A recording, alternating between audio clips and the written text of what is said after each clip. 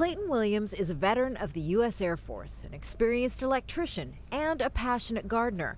One night, almost a decade ago, the police knocked on his door and his life changed. The warrant squad goes to people's houses looking for people that have warrants that they hope are at home visiting relatives and unaware, and they came looking for someone else, and I was there, and I had marijuana growing, and so I was arrested. He was sentenced to 5 years in jail. Now, as a convicted felon, no one will hire him, even though his offense has now been legalized in some U.S. states. She fought in the Senate to end racial profiling and discriminatory sentencing. It's just one example of why Democratic presidential candidates like Hillary Clinton and Bernie Sanders are campaigning in the U.S. state of Maryland and are spending thousands on ads.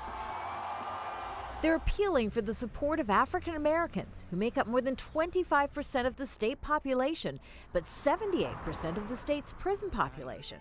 We need a president that's going to talk about it. Yet it was under Hillary Clinton's husband, President Bill Clinton, that America's tough sentencing guidelines were implemented, reducing parole for even minor sentences. By the end of the Clinton administration, the U.S. prison population had risen by almost 60%. Still, Clinton goes into the Maryland primary with a 22-point lead over her opponent for the Democratic nomination, in large part thanks to African-American voters. They're voters like Elder C.W. Harris, who stood on the roof of his church for days to encourage greater numbers of African-Americans to channel their frustrations into political power in early voting at the ballot box. We got that over 500 people, and I was able to descend from that roof Monday, and how happy. I was one happy man. He's encouraging as many African Americans as possible in Maryland to vote in the presidential nominating contest on Tuesday.